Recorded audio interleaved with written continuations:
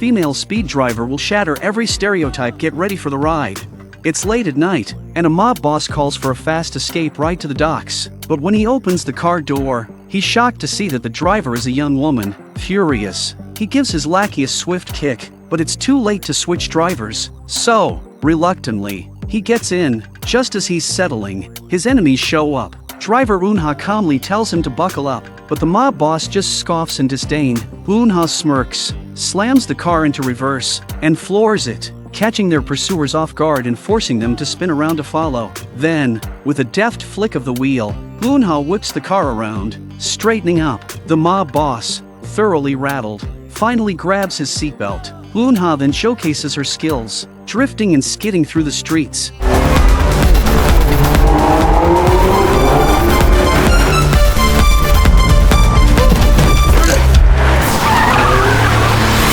Losing the tailing car, impressed, the boss starts to feel a grudging admiration, but just as they think they're in the clear, a new wave of cars surrounds them, ordering Unha to stop. She just takes a sip of coffee, smirks, and with a swift drift, veers off the main road into a maze of alleys.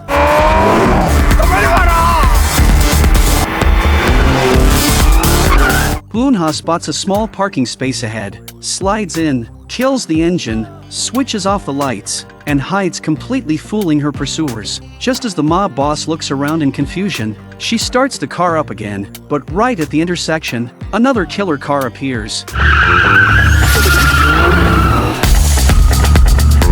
Without missing a beat, Unha dodges and loses them in another tight maneuver. As the hitman gets out, looking around in confusion, Unha pulls the same trick, kills the engine, switches off the lights, and slips away right behind him. But with too many cars hot on her trail, she has to go full throttle.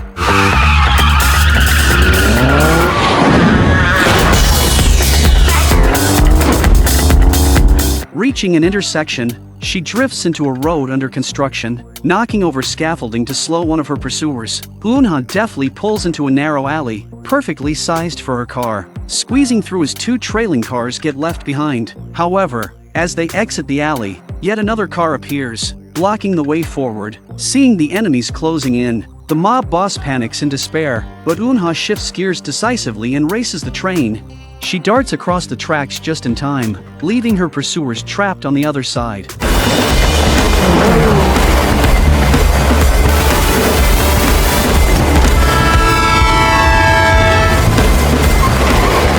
Finally, she delivers the boss to the docks, right on time. Impressed, he hands over the fare and an extra tip, singing praises for her skill and even offering her a spot in his operation. But Unha just smiles, pockets the tip, hands back the business card, and drives off into the night. Turns out, Unha is Baek Kang-cheol's top courier, handling high-stakes deliveries with a reputation for precision and punctuality. As long as the money's right, she delivers no matter how dangerous the job. Today, Baek Kang-cheol assigns her a new mission, one that's been outsourced from another client. Unha advises him to pass on it, but the offer is too lucrative to refuse, so she reluctantly accepts. This time, her clients are a father and son. The father, once a talented baseball player, got involved in match fixing for profit and is now wanted by the police. Worse yet, he stole money from Jo Kyun-pil, a powerful crime boss, and plans to escape overseas with his son, with Jo Kyun-pil's men scouring the city for them. 무슨 데 이러세요? The father and son hide out at a training field, waiting for Unha to pick them up at 9 p.m. But while practicing for the last time, the son takes a photo of his dad and posts it on social media. Predictably, Jo Kyun-pil's team quickly traces them. Hearing a car pull up, they think it's Unha, but it's Jo Kyun-pil and his gang. The father hurriedly tells his son to take the money and run. Just then, a message arrives. Their ride is here, to help his son remember.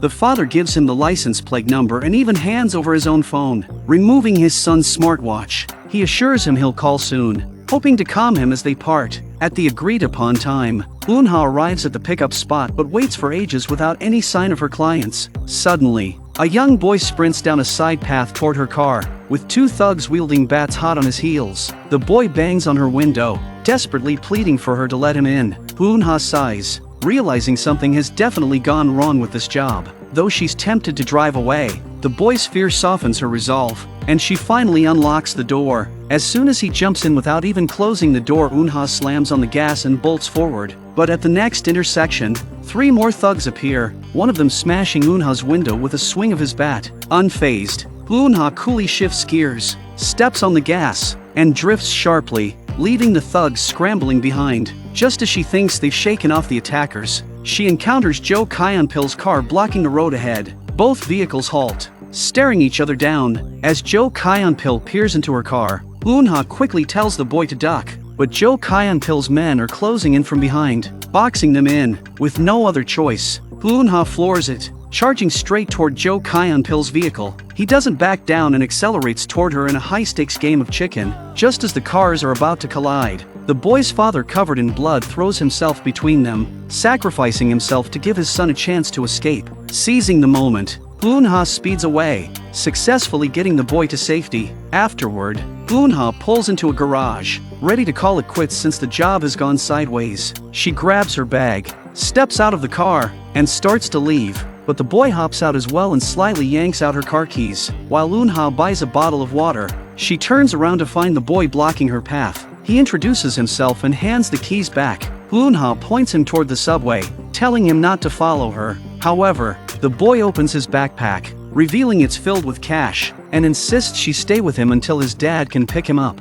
Eunha calls Baek Kung-cheol to explain the situation, and he suggests taking the boy to someone they can trust. Following the instructions, Eunha drops the boy off with this contact, collects her fee, and starts to walk away. But unable to shake her conscience, she doubles back, takes the boy with her, and checks them into a motel. She leaves her phone behind and heads out to buy supplies. Meanwhile, Jo Kyunpil, furious, storms into a police station, where officers salute him. It turns out he's the police captain. He accuses Eunha of murdering the boy's father and starts tracking her via surveillance cameras. After picking up the supplies, Eunha borrows a car from the parking garage and heads back to the motel. At the same time, Jo Kyunpil and his men track down the smuggler who was hired to help the father and son escape. Under pressure, the smuggler reveals that Eunha was the courier he hired but claims not to know her exact location. He only mentions that she frequently changes cars on her return trips. Jo Kyunpil orders his men to search for recently stolen vehicles and tells the smuggler to get himself to a hospital.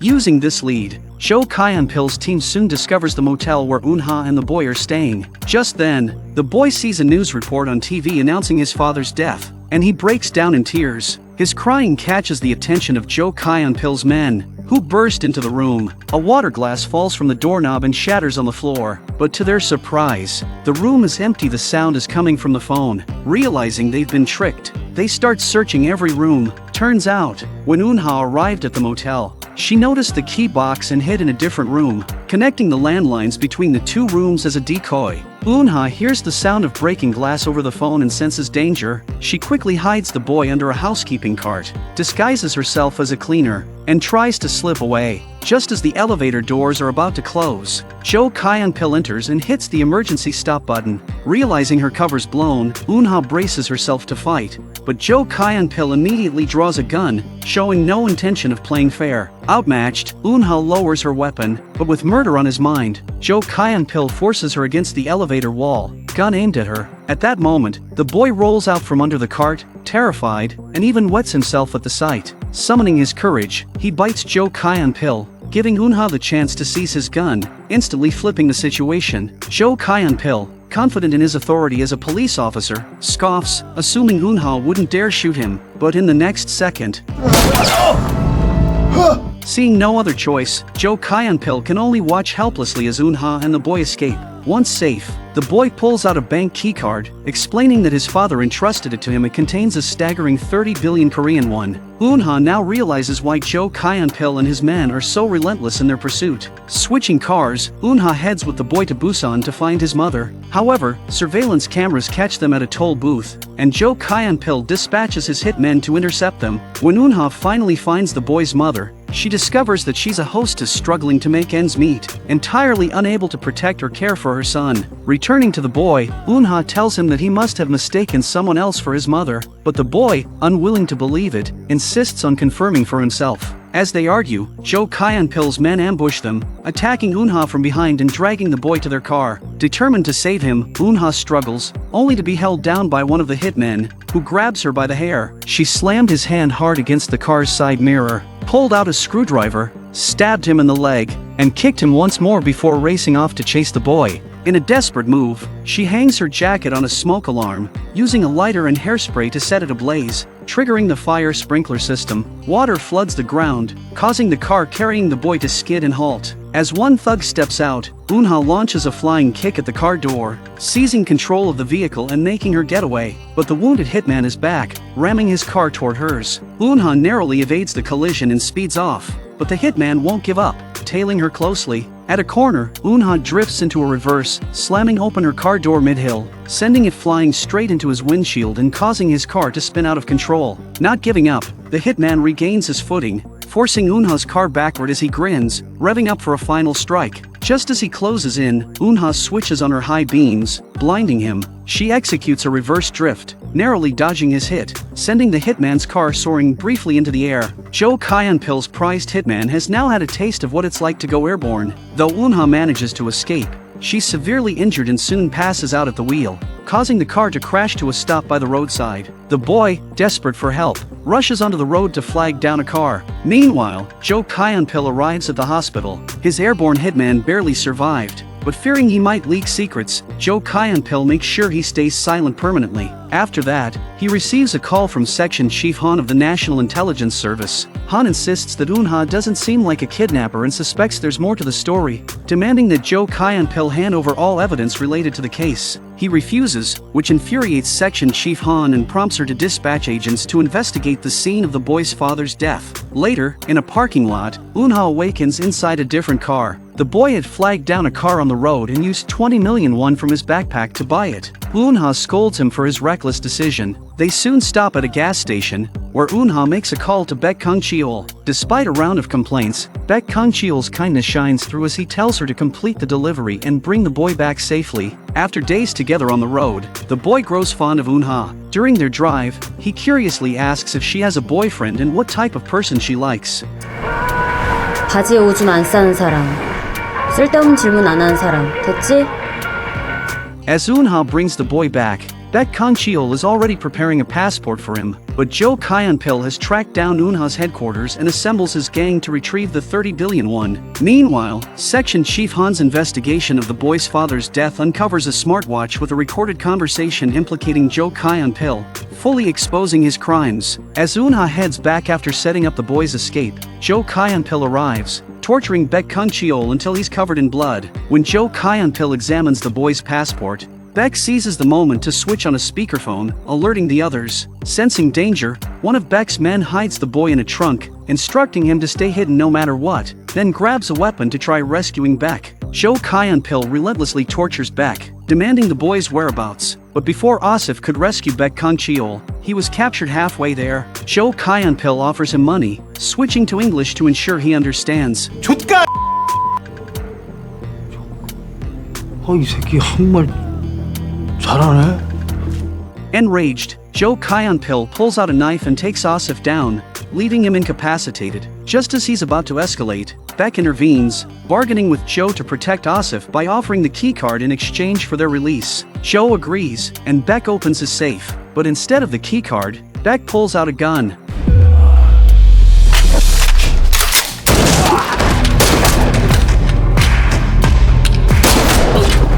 Despite his efforts, Baek ultimately falls to Jo Kyeonpil's brutality. Returning just in time, Eunha hears the gunshot and sneaks up to the window. She sees Jo standing over the boy, then catches sight of Baek lying lifeless nearby, tears welling in her eyes. Baek Kang-cheol was the one who helped Eunha escape from the North to South Korea years ago. He raised her, always a bit of a nag, but also the closest family she had. Now, enraged and grief-stricken, Eunha pulls the main power switch, plunging the building into darkness. Jo Kyeonpil and his men, caught off guard, have no idea that Eunha has become a shadowy force in the night.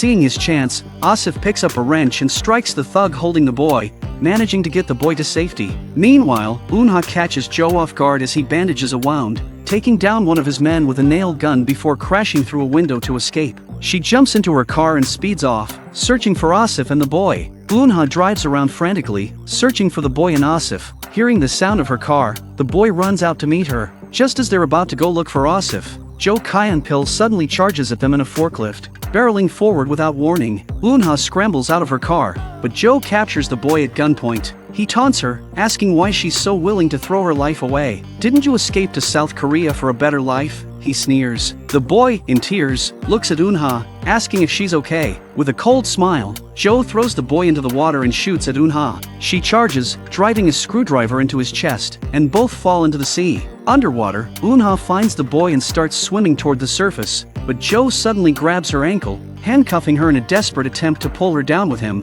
Unha, with no other choice, shoves the boy away, letting herself sink with Joe into the depths. Just then, Section Chief Han arrives with a fleet of officers, but it's too late. 1 year later, the boy has been adopted by a government welfare agency. One day after school, he misses his bus and begins the long walk home. A car pulls up, playing music he recognizes. Peeking inside, he sees no one, but when he turns, there's Unha, standing before him.